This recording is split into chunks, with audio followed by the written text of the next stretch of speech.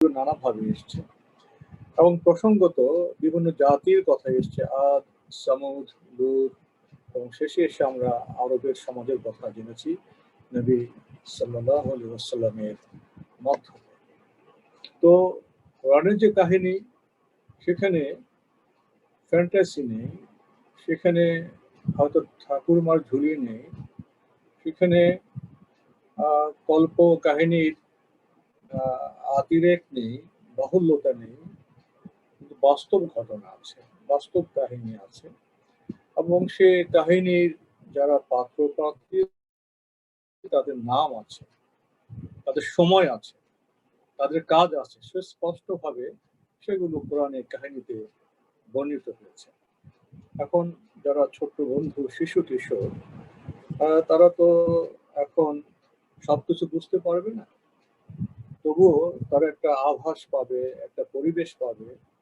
এবং যারা শিশু কিশোর, যারা যাদের পাঠাভ্যাস আছে, যারা চোখে দেখে কানে শুনে এবং পাঠ্যপুস্তক পড়ে, সেখানেও ন্যায়ের কথা আছে, অন্যায়ের কথা আছে এবং মানুষের মধ্যে যে বিবেক আছে, সেটা কিন্তু একটা দ্বন্দ্বের সৃষ্টি করে অন্ধকারের সাথে, ভুল বিষয়ের সাথে, অন্যায়ের সাথে। যারা ছোট, তারা কিছু না কিছু উপলব্ধি করতে পারে, হয়তো বড়দের মধ্যে মতো সেটা ভাষায় সেভাবে ব্যক্ত করতে পারে না, বাগ্ময় করতে পারে না। তো আজকে আমি কোরআনের গল্প প্রসঙ্গে এখানে বিষয়টি আর একটু স্পষ্ট করতে চাই। কোরআনের গল্প শুধু গল্প নয়, কোরআনের গল্প আমাদের এই মর্যাদা বুঝতে হবে। এই গল্পগুলো আল্লাহ আমাদের জন্য পরিবেশন করেছেন, তার শব্দে, তার ভাষায়। তাই এই গল্পগুলোর প্রতিটি শব্দ, বর্ণনা আমাদের একটু কষ্ট করে পড়তে হবে, জানতে হবে এবং না জানলে, না বুঝতে পারলে বারবার পড়তে হবে। আমাদের এতটা বয়স হয়েছে, আমরা বারবার পড়ি, যতবার পড়ি ততবার নতুন আলো পাই, যতবার পড়ি ততবার আমার নিজের সাথে, আমার ঘরের সাথে, আমার সমাজের সাথে এবং সাম্প্রতিক সময়ের যে ঘটনাগুলো আমরা পত্রপত্রিকা দেখছি, আমি সেগুলো স্পষ্ট ভাষায় ব্যক্ত করতে যাচ্ছি না, সেই ঘটনাগুলোর বর্ণনা আছে, বিষয়গুলো আছে। তো আমরা আমাদের পাত্র যতটা বড় হবে বা যতটা ছোট হবে, সে পাত্র অনুযায়ী আমরা সেগুলো গ্রহণ করতে পারবো, আমরা ভাবতে পারবো এবং সে গল্পের আলোকে আমরা সমৃদ্ধ হতে পারবো। আচ্ছা, আমরা তো যারা ছোট, তারাও পবিত্র কোরআনের বহুল প্রচারিত কিছু ঘটনার কথা, কাহিনীর কথা আমরা জানি। যেমন নূহ আলাইহিস সালামের সেই যে মহাপ্লাবন, সে মহাপ্লাবনের কাহিনী বোধহয় আমরা কম বেশি সবাই জানি। প্লাবন, বন্যা কেমন, এবার যারা উত্তরবঙ্গে কেউ গিয়েছো বা পত্র পত্রিকা পড়েছো, তারা অবশ্যই জানো যখন বন্যা হয় তখন কি অবস্থা হয়। নদী যখন শৃঙ্খলায় থাকে, নদীর পানি জনপদের মানুষের উপকারে আসে, নদী মানুষের যাতায়াতের মাধ্যম হয়, নদী থেকে মানুষ মৎস্য আহরণ করে। আমাদের প্রিয় মাছ ইলিশ তো আমরা নদী থেকে আহরণ করি না, সমুদ্র থেকে আহরণ করি। নদীর দুকুলের মানুষ নদীর পানি থেকে সেচের কাজ করে, দুপুরে মানুষ উপকৃত হয়। নদী মানব বান্ধব বলেই সভ্যতার শুরুটা নদী কেন্দ্রিক হয়েছে। আমরা পৃথিবীর পূর্বে, পশ্চিমে, উত্তরে, দক্ষিণে যেখানে যাই না কেন, যদি মানব সভ্যতার ইতিহাসের দিকে তাকাই, তাহলে আমরা দেখব যে নদী পাড়ে সভ্যতা গড়ে উঠেছে। এবং পবিত্র কোরআনেও যখন কাহিনীগুলো বলা হয়েছে, ঘটনাগুলো বলা হয়েছে, সেখানেও নদী সমুদ্রের প্রসঙ্গ এসছে। নদী সমুদ্র তো মানুষের উপকারের জন্য। এই নদীতে যখন সীমা লঙ্ঘনের মতো পানি চলে আসে, বন্যা চলে আসে, বাংলাদেশে কখন বন্যা হয়, প্লাবন হয়, যখন উজান থেকে, ভারত থেকে অনেক পানি ছেড়ে দেওয়া হয়, ফারাক্কা বাঁধ ছেড়ে দেওয়া হয় এবং একই সাথে আকাশ থেকে মুষলধারে দিনের পর দিন বৃষ্টি হয়, পানি এতটা বেড়ে যায়, ওদিকে নদীর পানি কোথায় গিয়ে মেশে? মোহনা হয়ে সাগরে গিয়ে মেশে। সাগর যখন পানি গ্রহণ করতে পারে না, সাগর যখন নিজে স্ফীত হয়ে যায়, সাগর পানি গ্রহণ করে না, উজান থেকে অবিরত পানির ঢল আসতে থাকে, একই সাথে যখন আকাশ থেকে অঝোর ধারায় বৃষ্টি ঝরে, এই তিনটে বিষয় যখন একসাথে হয়ে যায়, তখনই বন্যা হয়, তখনই প্লাবন হয়। নদী মানব বান্ধব, প্লাবন মানব বান্ধব। প্লাবনের নদীর চেয়ে অনেক বেশি পানি থাকে, সে পানি মানুষের জন্য ক্ষতিকর হয়। এখানে শেখার বিষয় আছে, বেশি হলেই ভালো নয়। ভারসাম্যর জিনিস ভালো, শৃঙ্খলার জিনিস ভালো, এবং সীমার জিনিস ভালো, সীমা লঙ্ঘনের জিনিস ভালো নয়। তো নূহ ইসলামের সময় যে প্লাবন হয়েছিল, বন্যা হয়েছিল, তার নিরিখে এখানে কিছু কথা বললাম বন্ধুরা, এখান থেকে বোধহয় শেখার বিষয় আছে। তো নূহ ইসলামের কাহিনীটা একটা নিরেট সাদামাটা কাহিনী আছে, আবার সেই কাহিনীর ভেতরে যদি আমরা ঢুকতে পারি, প্রবেশ করতে পারি, তাহলে সেখানে শেখা তো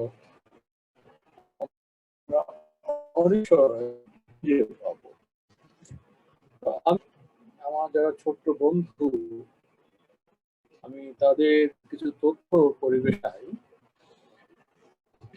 আমরা আমরা পবিত্র করা সূরা হুদে পাব। সূরা হুদে অনেকগুলো আয়াত আছে, সে আয়াতগুলোতে কাহিনী বর্ণিত হয়েছে। তো মোটামুটি কাহিনীটা কি, নূহ ইসলাম তো নবী, তিনি অন্ধকার সমাজে আলোকিত করার দায়িত্ব নিয়েছিলেন।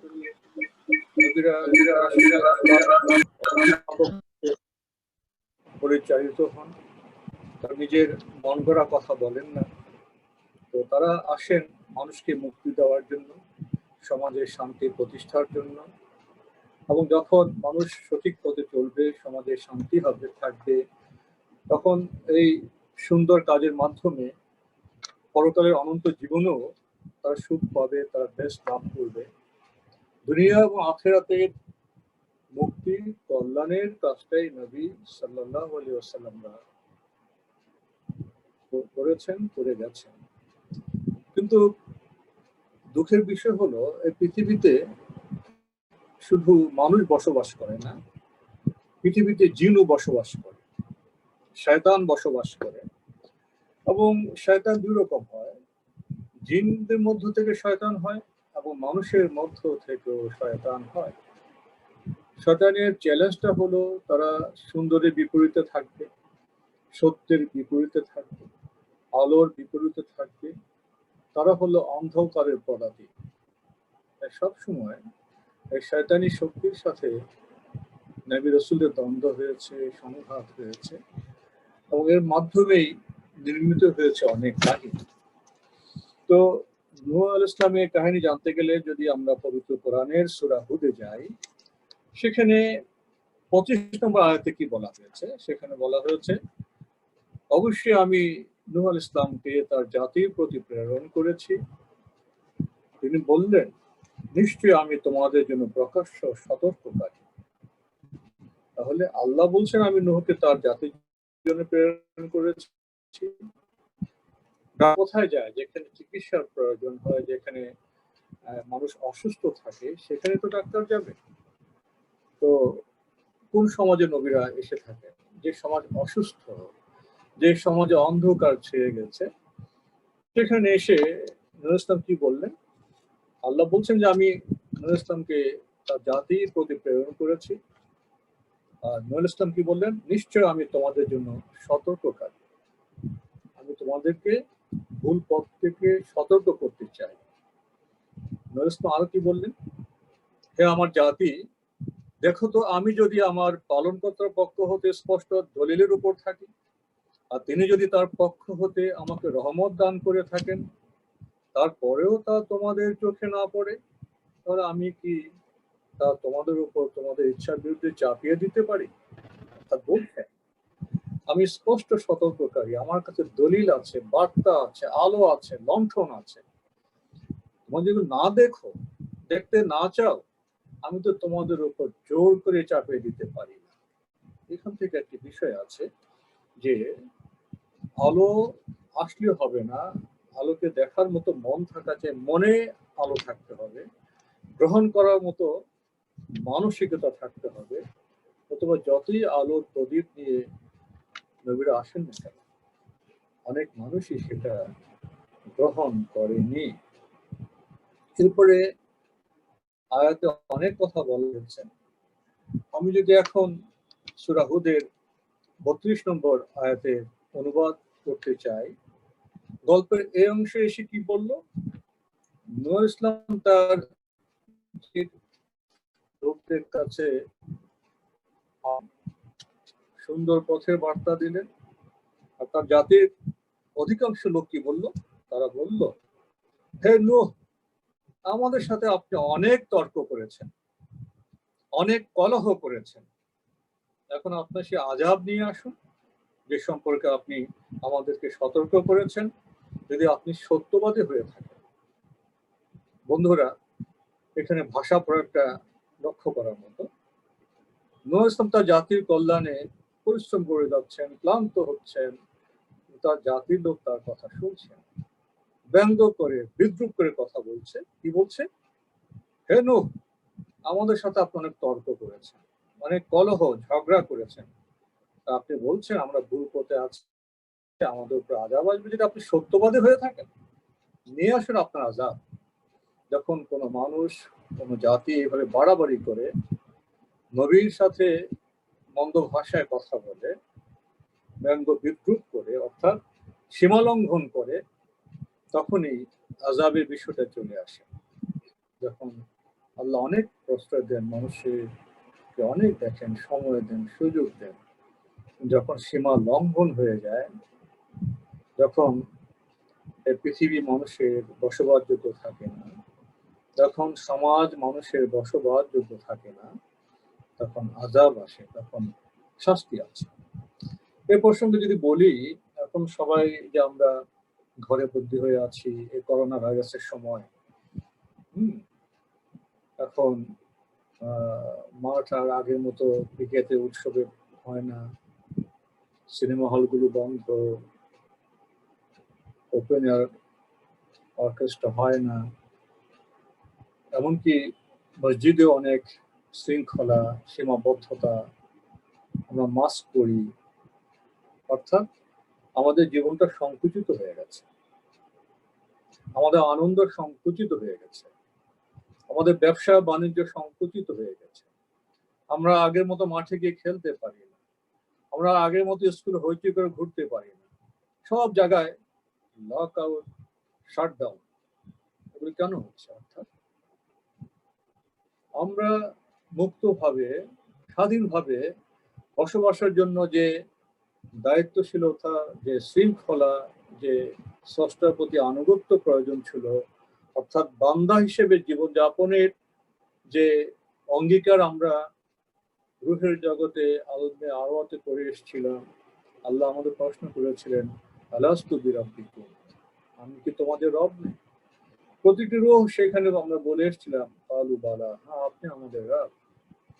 পৃথিবীতে এসে আল্লাহ যখন আমাদের নিয়ামত দিলেন, আমাদের আস্তে আস্তে আমরা বেড়ে উঠলাম, আমাদের সম্পদ হলো, শক্তি হলো, আমরা বিজ্ঞান প্রযুক্তির চর্চা করলাম, আমরা আণবিক অস্ত্র বানালাম, তখন আমরা আর বান্দা থাকলাম, তখন আমরা আল্লাহর বিধান মানছি না। পুরো সভ্যতায় একসাথে তো এরকম আযাব কখনো আসেনি। পূর্ব, পশ্চিম, উত্তর, দক্ষিণ, এশিয়া, আমেরিকা, ইউরোপ, আফ্রিকা, সব জায়গায় একসাথে করোনা ভাইরাসের আক্রমণ। যে ভাইরাসটা আমরা দেখছি না, এটা অতি ক্ষুদ্র একটা অণুজীব। এই যে এত বড় রাষ্ট্র আমেরিকা, তার এত এত এত এত তার অস্ত্র, মারণাস্ত্র, তো কিছু করতে পারছে না। সবচেয়ে বেশি মানুষ তো আমেরিকা মরছে। আমেরিকার প্রেসিডেন্ট ট্রাম্পও তো করোনায় আক্রান্ত হলো। তাহলে করোনার গল্পটা কেমন? করোনার গল্পটা হলো, মানুষ যখন স্রষ্টার অবাধ্য হয়ে যায়, মানুষের খাদ্যাভ্যাসে হারাম চলে আসে, তার বিনোদনে হারাম চলে আসে, তার খেলাধুলায় জুয়া বাজি চলে আসে, উলঙ্গপনা চলে আসে, বাজারে ভেজাল চলে আসে। যখন বড় বড় রাষ্ট্রগুলো ছোট রাষ্ট্রগুলোকে শোষণ করে, যখন বড় বড় রাষ্ট্রগুলো অস্ত্র বিক্রির জন্য ছোট রাষ্ট্রগুলোর মধ্যে যুদ্ধ লাগিয়ে দেয়, অর্থাৎ সব জায়গায় যখন অন্ধকার, অনাচার, অবিচার এর মাত্রা যখন দিনে দিনে যুগে যুগে সীমা লঙ্ঘনের শেষ প্রান্তে চলে এসছে, তখন আযাব আসে। এখন বিবেচনা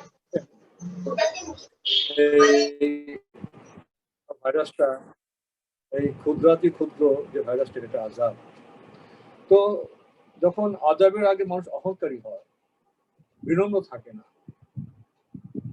আজকাল তো সভ্যতা, যারা বড় বড় রাষ্ট্রনায়ক, তারা কি ভাষায় কথা বলে, এক রাষ্ট্রপ্রধান আরেক রাষ্ট্রপ্রধানকে তুচ্ছ তাচ্ছিল্য করে, খুব অশ্লীল ভাষায় গালাগালি করে। আমাদের সংস্কৃতিতে, আমাদের গানে সুবচন নেই, মন্দ কথার প্রশ্রবণ, অর্থাৎ সব জায়গায় একটা অন্ধকার। সে অন্ধকারের সময় আযাব চলে আসে। ঠিক নূহ আলাইহিস সালামের সময়ও সে বাড়াবাড়িটা হয়েছে। তিনি আলোর কথা বলছেন, তিনি ন্যায়ের কথা বলছেন, সত্যের কথা বলছেন, যাদেরকে বলছেন, যাদের জন্য পরিশ্রম করছেন, তারা কি বলছে?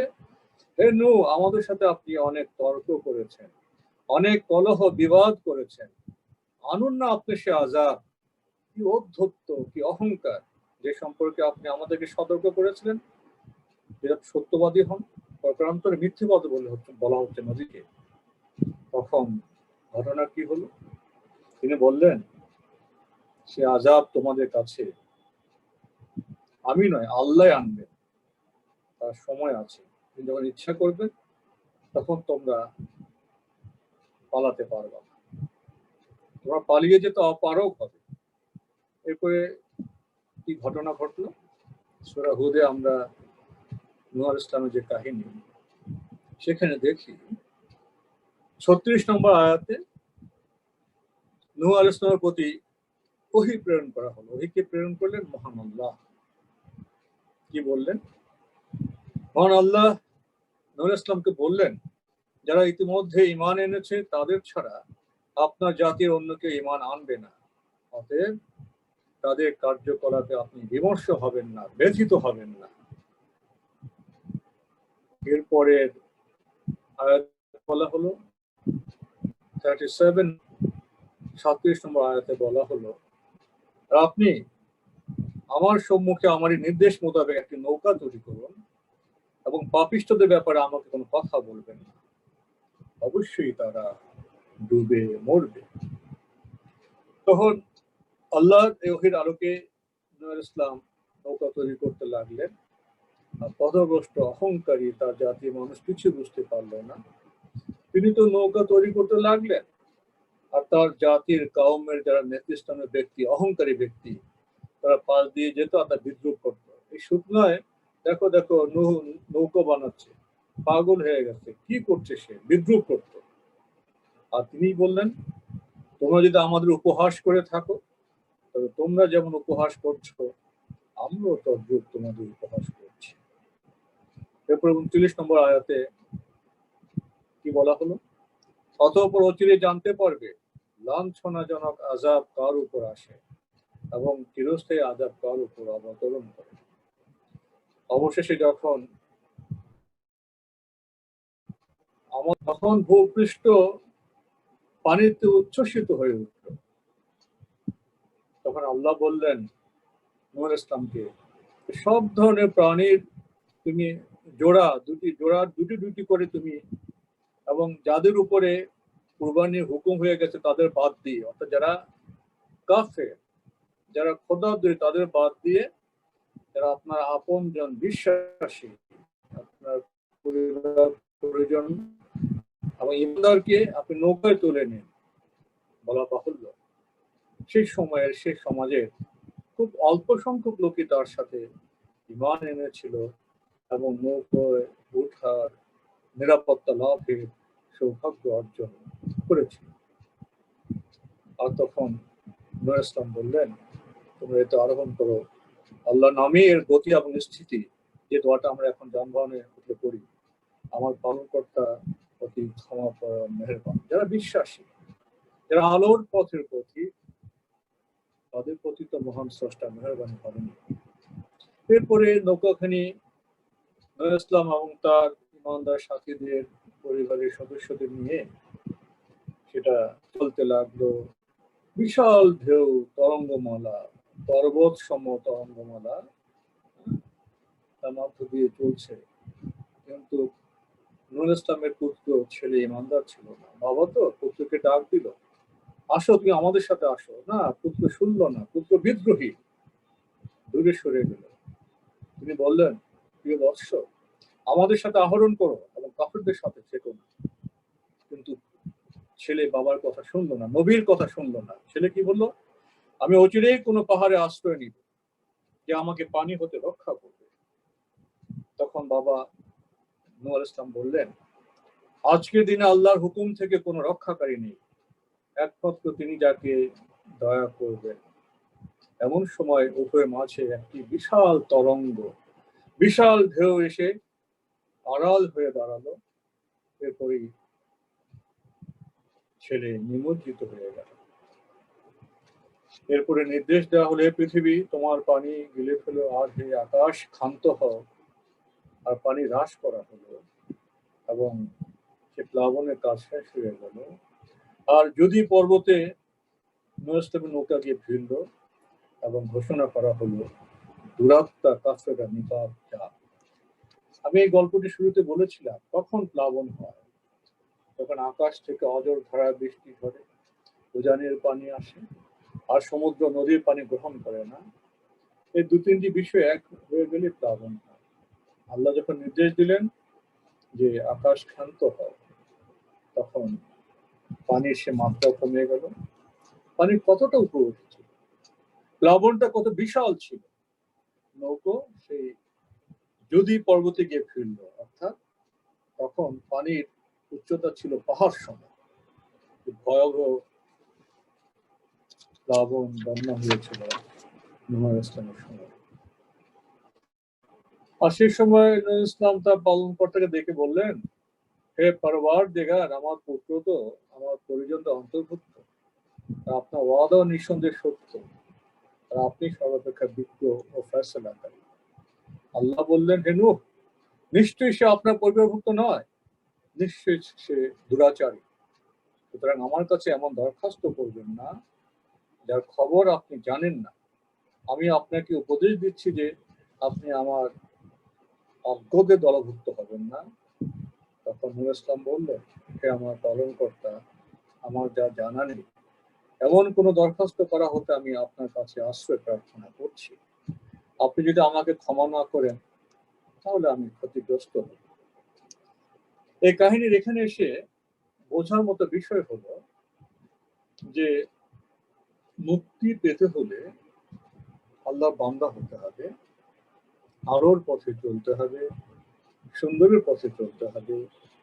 নবীর ছেলে হলেও যদি বান্দা না হয়, আলোর পথে না চলে, ন্যায়ের পথে না চলে, তার মুক্তি নেই। আল্লাহ বললেন, সে আপনার পরিবারের সদস্য নয়, আপনার ছেলে শুধু বিদ্রোহী, সে তো কাফেরদের সাথী। আপনি এখানে ভুল কথা বলবেন না, তাহলে আপনি অজ্ঞদের, মূর্খদের অন্তর্ভুক্ত হয়ে যাবেন। তখন নূহ ইসলাম বললেন, হে পালনকর্তা, আমাকে ক্ষমা করুন। ক্ষমা করলে আল্লাহ মাফ করেন। মানুষ তো ভুল করতে পারে, ভুলে টিকে থেকে বিদ্রোহী হওয়া যাবে না। ভুল হলে, কিছু অন্যায় হয়ে গেলে আমাদের অনুতপ্ত হতে হবে, তওবা করতে হবে, এবং আল্লাহ তওবাকারীকে ভালোবাসেন। তাই কোনো মুসলিম হতাশ হয় না, আশাবাদী হয়, কারণ আল্লাহ তওবার বার্তা দিয়েছেন। ইমানের পথে চললে, ভুল হলেও আত্মসমালোচনা করলে, তওবা করলে আল্লাহ মাফ করে দেন। তো নূহ ইসলামের এই ঘটনা থেকে অনেকগুলো বিষয় জানার আছে। অর্থাৎ মানুষ যখন সমাজে জীবনযাপন করবে, বর্তমান সময়েও দেখা যাবে শয়তান নানা রূপে আমাদের কাছে এসে যায়। এসে মূল যে বিষয়টা আল্লাহর আনুগত্য, তাওহীদ, সেখান থেকে নানাভাবে আমাদের দূরে নিয়ে যায়। মানুষের অনেক প্রয়োজন হয়, তার খাদ্যের প্রয়োজন হয়, তার অর্থের প্রয়োজন হয়, নানা উপকরণের প্রয়োজন হয়, তার ঘুমের প্রয়োজন হয়। লক্ষ্য করার বিষয় হলো বর্তমান সময়ে এই ঘুম বিষয়টা নিয়ে আমরা খুব সমস্যায় আছি। ঘুমের যে সময়, আমাদের প্রিয় নবী হযরত মুহাম্মদ মুস্তাফা সাল্লাল্লাহু আলাইহি ওয়াসাল্লাম রাতকে ৩ ভাগে ভাগ করতেন। তিনি মাগরিবের পর সন্ধ্যার পরে পরিবারকে সময় দিতেন, কিছু খাদ্য গ্রহণ করতেন, পেশাব করে শুয়ে পড়তেন। তারপরে তিনি সেই শেষ রাতে উঠতেন, তাহাজ্জুদ পড়তেন, ফজর পড়তেন। নবী সাল্লাল্লাহু আলাইহি ওয়াসাল্লাম রাতকে যে ৩ ভাগে ভাগ করেছেন, আমরা রাতকে কয় ভাগে ভাগ করি? আমাদের রাতটা এখন কিভাবে কাটে? আমরা কি আসার পরে ঘুমোই? আমরা রাতে কি করি? আমাদের মধ্যে স্মার্টফোন আমরা চর্চা করি, কেউ টেলিভিশন দেখি, কেউ ইন্টারনেট চর্চা করি। করতে করতে সমাজের সাধারণ চিত্র হলো ১২টা, ১টা, ২টা, ২.৫টা আমরা ঘুমোতে যাই। যে মানুষ ১২টা, ১টা, ২টা, ২.৫টা ঘুমোতে যাবে সে সকালে উঠবে কখন? প্রকৃতির সাথে তার দ্বন্দ্ব। আল্লাহ তো রাত দিয়েছেন ঘুমাবার জন্য। আমাদের এখন অধিকাংশই কিশোর তরুণরা, বড়রাও রাতে জেগে থাকে। যখন ঘুমাবার সময় তখন ঘুম আসে না, তখন জাগার কথা তখন ঘুমিয়ে যায়, সূর্য উঠে যায়, মানুষ উঠতে পারে না, মানুষ সূর্যের পিছনে পড়ে যায়।